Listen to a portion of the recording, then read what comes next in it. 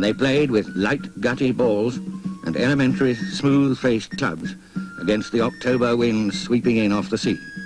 3 rounds, 12 holes a round. Imagine the difficulty for these first 8 men. Bob Andrew of Perth on the left, nicknamed the Rook, and William Park from Musselburgh, Andrew Strath of St Andrews, and Alexander Smith and William Steele from Brunsfield, and George Brown, the Scottish exile from Blackheath, between the 2 great local heroes, Charlie Hunter on the left, old Tom Morris on the right.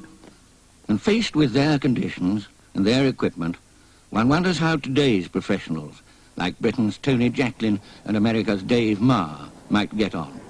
We're going to ask them now to find out, and we've got some 19th century spectators here for them as well.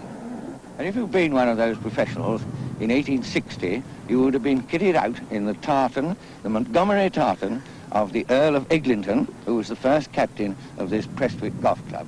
Nothing else very sophisticated about it, but now we're going to ask you if you'll play with the same clubs and the same balls that they played with in 1860. What do you think's going to happen, Tony? I've got a terrible fear that we might never finish. I often wonder whether they used to carry a card and pencil in those days and never...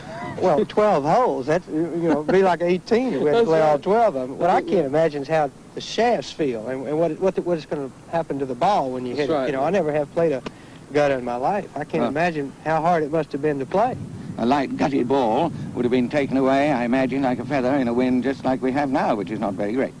The balls are much lighter, are they? I have no idea either. I'm completely at a loss. I can't wait to have a swish at one.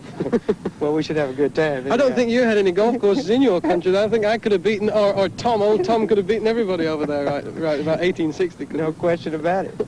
Well, today we look forward to seeing you play a hole which is exactly the same as it was in 1860. This Alps hole is characterized first by a semi-blind drive and then by the really famous shot, absolutely blind, up and over the great hill in the distance. Completely hidden over the other side, a huge bunker, and then the green itself. Today, a par 4, but in 1860, in effect, a very severe par 5. Give me my trusty driver. Dave Marr, former US PGA champion. No peg tees in those days, just a pinch of sand. And the gutty ball, solid, made of gutta percha, often lost its shape, but it could be remolded by professionals with their own molds, then just stamped with outside markings to help control its flight. Now a modern professional hits it for the first time. Oh, that felt all right. And that's caught by the wind from the right and pulled away, probably into the rough on the left. And incidentally, these clubs are genuine 1860, refurbished for us by Laurie Octoloni, who's the honorary professional of the Royal and Ancient Club of St Andrews. Tony Jacklin. And that's very much the same, caught a bit by the wind, may or may not be in the rough on the left. In fact, it stops just on the fairway. I think with a proper ball, that, it'd be possible to hit it quite a long way, but the thing is, this ball's so light, that's the thing, in this wind, and they played up here, it must have been... On a bad day, it's not blowing too bad today, but I can't imagine if it got up to gale force. Because the difficulty with these clubs, it seems so whippy, must be difficult to time, and to try and get ahead of them, and keep the thing down must have been awful. I don't know what sort of a lie you've got there in that body leather. I don't know which part of this equipment you're going to need to get out of it. What do you think 5. from there? 5? 5. I have no choice, right? 5, okay. So, Dave Marr's second. And we look back and down on him from the top of the Alps. No chance whatever of getting over in 2 from there. And of course, they didn't grip the club quite like that in those days, just a baseball grip and no markings on the face of the club. Now, that goes nowhere. It just gets along in the heather, and it shows how difficult it was in those days, because with modern clubs, assuredly, he'd have gone 120 or 30 yards. Well, that's the thing that makes it so hard here. That's an easy looking lie, but a tough lie. This one looks a lot easier. Bad lies. They end up black and white. I'll use the same club. Well, I doubt if he can get over even in 3. Oh, and to think, you see, that today they very often play short of the Alps in one and just wedge it over onto the green for two. Tony Jacklin has a chance of getting over the Alps, as they call them, with his second. That's a baffy, what we'd call a three-wood now, and that's the sort of feeble slice that these clubs used to give you if you didn't hit the ball perfectly, way to the right and nowhere near over. And Dave Marr still short in three. He's got the Alps to go over, and then that great bunker in front of the green.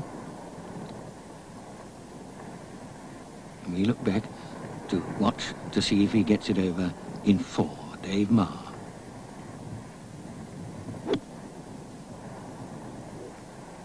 And that is an impossible lie, I should have thought, steeply downhill with the great bunker between him and the flag.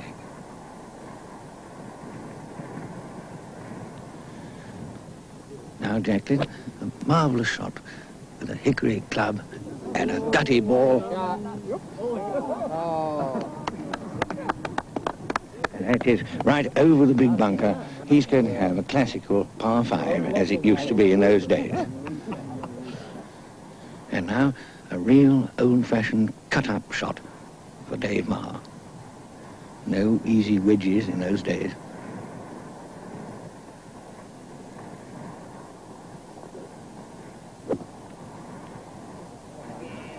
It's a bit of old-fashioned seaside golf over the humps and hollows. That's what seaside golf is all about. And now a 25-footer for Jacklin. And I have an idea that the gutty ball was easier to putt with than to play with through the green. We'll see. And it made a strangely different noise, rather short. No picking the ball up and marking it in those days, I fancy. And that's a very fine par 5 for Jacklin. And now it's for Dave Marr. It's only of academic interest, really. He's got 2 putts for a 7. But it does show you how difficult it was in those days and how easily you could have a disaster without really having a bad lie or a very bad shot. It's my idea that short putts were rather easier with the gutty because you could hit them harder. On the other hand, you have to remember that in those days the greens were nothing like as good as they are now. So it's a very fine par 5 for Jacklin, considering he's never played with these implements or ball before. A 7 for Marr, but I bet in the 1860 championship there have been many taking more than 7. Well, now we ring the bell to show the people behind that the green is clear and ask you what you think of ye old-fashioned golf. Well, I enjoyed myself. I don't know about David. I can see how difficult it must have been. I think that the big factor to me was the fact that the ball was so light. That's the thing that struck me more than anything. The old clubs, I think possibly with a modern ball, one could hit quite a long way. But the thing that made it so difficult was that it was so very light, and the wind played havoc with it. What about you, Dave? Well, Henry, I think that if a guy had an off day, I mean, I didn't play the hole very well, as you saw, but if you had an off day, you might shoot 1,000,000 around there. I mean, you could start clean shaven and you finish like this. It became a career out there.